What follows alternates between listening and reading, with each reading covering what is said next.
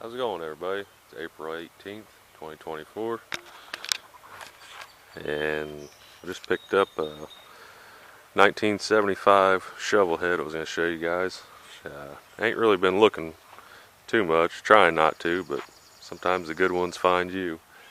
One of my good friends' father got a hold of me, found it on Messenger, and it was posted for about 10 minutes. He said, "Hey, my buddy just posted a bike. If you're interested, let me know." And it was priced right. I pretty much said, if it's got clear title, I'll buy it. It'd been sitting for 10 years, and that's about all I knew. So I went and picked it up, and once I met up with the guy, got a little more info. He'd had it 35 years. I assumed it was just a 74-inch engine, but it's actually an 88-inch big bore stroker with dual plug heads. It's got S&S cylinders on it. Performance machine front brake. Like a RevTech dual fire coil here. It is matching number frame cases. The cylinders, or like I said, are S&S, and the heads are, I think 70. I think they said 78 on them. So, but pretty cool bike. I just want to give you guys a little look at it real quick before I dig in. It does have a Super G carburetor. I got that and put it inside already and starting to rebuild it. But just wanted to give you a little look at it before I dig in. My chickens say hello. Alright, it's been a couple weeks. Got the bike on the lift. Went over a few things on it. Gas tanks, after they'd been sitting with old gas, had to flush them out real good. I soaked them in white vinegar and flushed them a few times. I've also used a Vaporust, which works real good. Put a new petcock on it. One of the weirdest things I'd found is the points here. Looked at those and said, okay, where's the condenser? And contacts about super burned up. This has the dual plug heads on it, so it's using, I'd never seen one of these, a RevTech dual fire coil. It's got 4 outputs. Unless that thing has a built-in condenser or something, not real sure. But I opted for electronic ignition. This is just like one of the generic Dyna-S electronic ignitions. I wired that into there. It's got the Super G carburetor. I just rebuilt that. Had put a new battery in it. And this is one of them sealed AGM batteries. And it's supposed to have, I forget what the cold cranking amps were, but it was a lot higher than the factory batteries, and the guy had said that they'd always had problems getting it to crank over, and that's why they put this FLH battery on it instead of the FX. Nowadays you can get a little tiny battery with a ton of cranking amps, so I could maybe went to a smaller FX battery, but I just found that one with the most cranking amps I could find. Has a performance machine brake master cylinder, and I tell you what, I've seen some nasty brake fluid.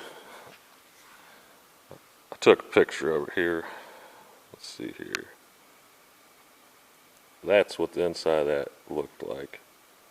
I don't know if dot 3 went that bad. It's supposed to be dot 5 in there, but could have been the right stuff. I don't know, but it was nasty. I cleaned it all out, put it all back together. Brakes, I didn't buy a rebuild kit.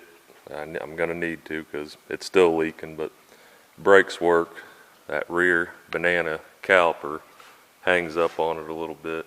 I'm probably going to have to pull it off and go through it.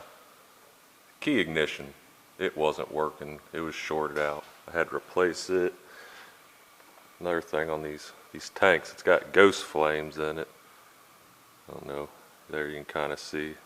It's got some real faint metallic ghost flames. Pretty cool. What else was there? The front brake caliper it's got the 74 to 77 style, one of these chrome aftermarket ones. They all had bolts in for bleeders. I don't know what the deal with that was, but the piston in that caliper was seized up. I actually had this one here, which is an original Harley one that somebody's polished, and bought it at swap meet a while back, and I think that would be pretty cool. I had put new petcock. It did have a nice Pengle one on it, but it was leaking out the bottom, so it would need rebuilt. I did put a different derby cover on it. Check these out. It's got the blue lights. I don't know what y'all call them around your way, but we call them the Lady of the Night lights. You're supposed to kick on those when you're looking for a date, apparently. But I'd always seen them with one with a switch. This one's got two, that if you're on with lights, they're on. So I don't know. I know cops back where I'm from, they would ding you for that real quick. Any blue lights or anything. But cool bike. I'm waiting on plug wires. It's got like some automotive car plug wires on here. They should be here any minute. And then I'm going to wheel this outside and see if we can get it to fire up.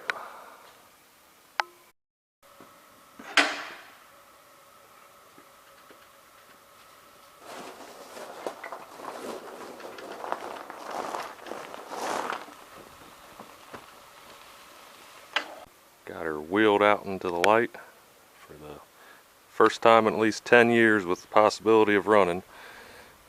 I got my trusty little gas can here, about to add a little fuel. Hopefully the float and the carburetor don't stick. Hopefully the petcock seals, and hopefully it'll fire up. So here we go.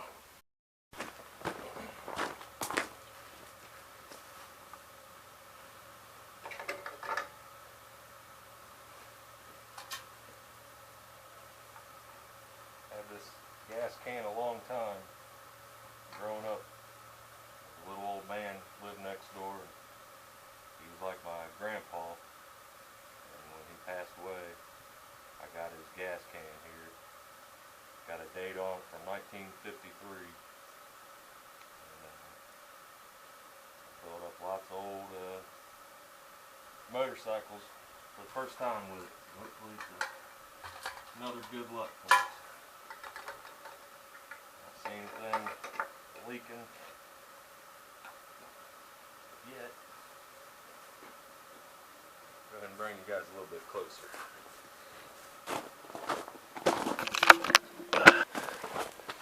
There you go. Alright, turn the fuel on. Oh, it's leaking.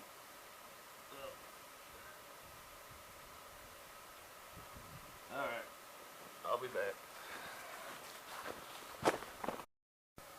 Alright, now I finally got the gas to quit leaking. I'm hot and sweaty and covered in gas. Let's see if we can get it to fire up.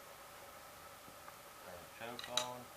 I did crack the throttle and see the accelerator pump was squirting fuel, so it's a good sign. Wrong button. Here we go.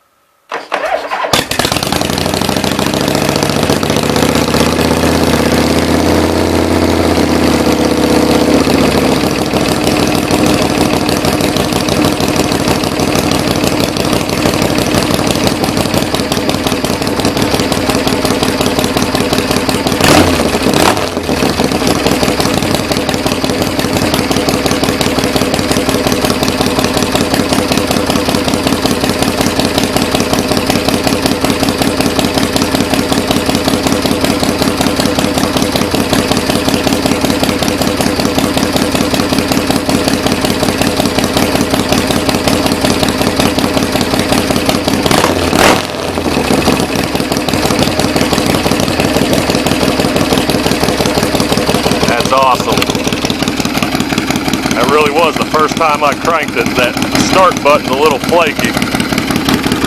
She's smoking.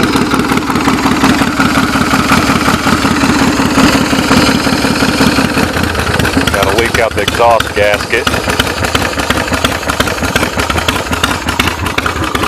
I checked, it does have oil pressure.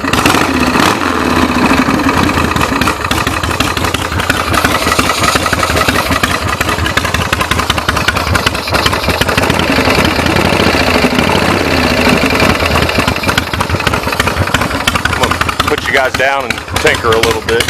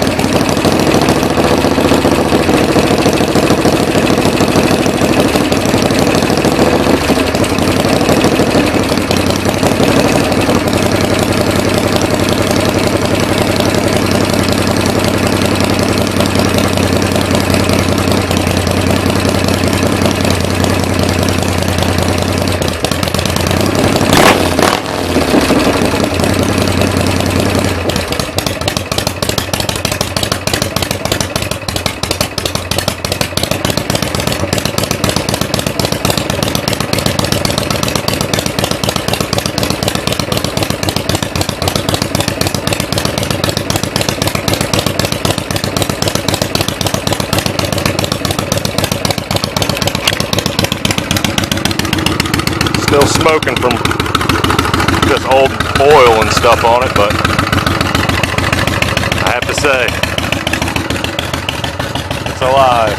So I'm going to tinker with this a little bit more. Thanks for watching, guys.